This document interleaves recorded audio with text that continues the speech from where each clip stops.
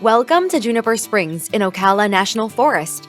You are set to take a 7-mile paddling adventure on the Juniper Run through the beautiful Juniper Prairie Wilderness area.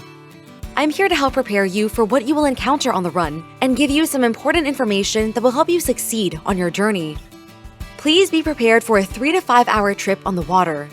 All vessels, private and rented, must be on the water before 1 p.m. to ensure return during daylight hours. If you are not sure you are prepared to make this trip, please speak to one of our staff at the end of this video. First and most importantly, Juniper Run is a 7-mile and difficult paddling trail. The run is not for beginners. As it is a federal wilderness area, it is kept as close to its natural state as possible. You will come across low-hanging trees and canopy, venomous snakes, alligators, and various other obstacles along the way. Please do not feed or hassle the wildlife. It endangers both you and the animals.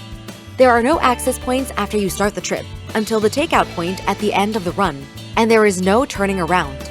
The run starts with a shallow, narrow, and winding path that opens up to a wider, quicker current after about 3.5 miles. At about the 5th mile, you will need to navigate small rapids. All obstacles and water conditions fluctuate daily based on the water level in the run. You need to be prepared for anything. Be prepared to practice your communication skills with your group or partner. And keep in mind, you are more likely to flip your vessel than not today. Please think hard on what you are taking with you in case this occurs. We are not liable for any lost or damaged items, and once you launch, you are on your own except for our staff chase vessel at the end of the day and shuttle driver. Should you find yourself in an emergency situation, please remain along the shore and signal with your sounding device, as required by the state of Florida. Cell phone service is extremely limited, so do not rely on this for assistance. For your safety, you've been provided with PFDs or life vests. Per Florida law, anyone under the age of 6 must wear their PFD when underway. We ask that children under 13 also wear their PFD at all times when underway, for safety. We do not suggest this run for children under 12 and do not provide PFDs for children under 50 pounds. There are special rules for the run, as it is in a federally designated wilderness area, and failure to comply can result in federal fines of up to $5,000. First, no inflatable items, canoes, floats, paddleboards, etc. are allowed. Second, no pets. However, service animals are allowed. Please remember that the run has dangerous wildlife that could severely injure a curious animal. Third, you are not permitted to exit the vessel for swimming, wading, snorkeling, diving, or any non-emergency reasons. And lastly, no alcohol, glass, or disposable packaging is permitted. This includes chip bags, granola bar wrappers, bottled beverages, and disposable zip-top bags, among other things. All food and drink must be packaged into reusable containers and bottles. Now, please listen in for some paddling safety information, how-tos, and tips for navigating the run. First, we have provided carts for you to use to transport your kayak or canoe from the staging area to the launch area. Please do not push or drag any vessels on the ground to avoid damaging them. If you have rented a vessel from us, and once you have placed your vessel at the launch area, you will return your cart to the staging area and pick up your paddle or paddles and safety supplies for your adventure. Carefully board your vessel while it is completely in the waterway. Work diligently to avoid making contact with the bed of the waterway, as it is ecologically sensitive. While you navigate the run, it is important to watch your paddle placement. This is to ensure you do not become entangled in vines or low-hanging branches. When approaching an area with low foliage, we suggest laying your paddle lengthwise along the top of your vessel and leaning forward to clear the area. The flow of the water should carry you through, but minor steering corrections may be needed. Oppositely, there are many underwater hazards that you need to be cognizant of during your trip, or your paddle may become damaged or pulled from your hands. Remember that the person with the most experience or comfort steering should be seated in the back of the tandem vessels. Now, for a quick kayaking demonstration. All kayak paddles consist of a blade and a shaft. To find the right positions for your hands, place the center of the shaft on the top of your head.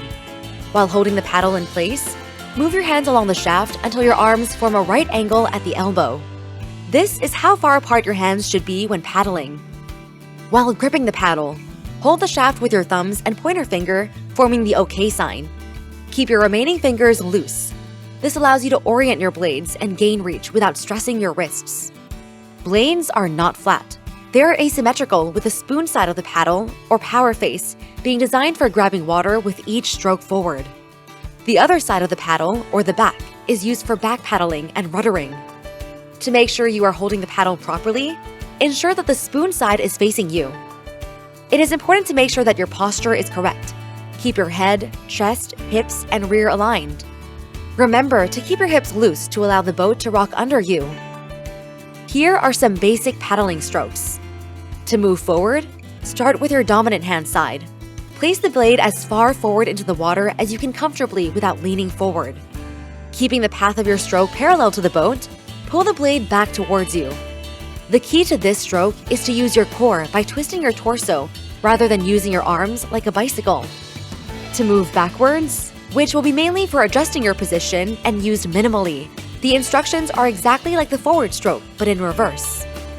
To turn, place your blade with the power face out towards the front of the boat, then make a wide C that ends towards the back of the boat. Doing this stroke on the right turns your boat left and vice versa. To use the rudder stroke, which is a good way to turn when your boat is already in motion, place the back face of the blade of your paddle near the back of the boat and apply pressure on the water outward.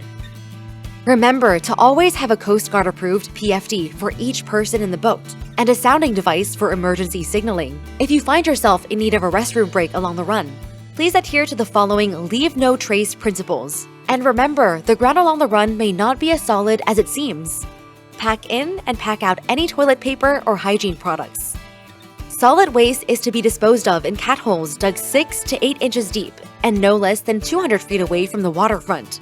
Cover and disguise the cat hole when finished. Should you need any additional information or supplies, such as reusable containers, waterproof bags, and more, please see our staff member for assistance. These items may be available for rent or purchase, depending on supply. The final and most important information I will leave you with is where to meet our shuttle. At the end of the run, you will go under a bridge. This is the only bridge you will pass. Immediately afterward, the dock and ramp are on the right-hand side. Again, immediately after the bridge, you must go to the right side of the shore for takeout and our shuttle. Do not pass the takeout point. Once you exit the run, you may have a few minutes until the next shuttle. When the next shuttle arrives, the driver would greatly appreciate your assistance in loading your vessel onto the trailer.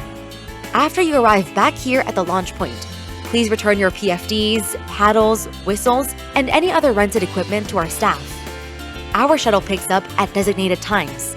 You will be assigned a pickup time based on your launch time and number of guests. If you are not on the last shuttle, you will forfeit your deposit. Deposits are also forfeit upon the return of any bent, broken, or damaged equipment, as well as failure to return any piece of equipment. Thank you for your attention for this orientation video for the Juniper Run, and we hope you enjoy natural Florida at its greatest. Happy paddling!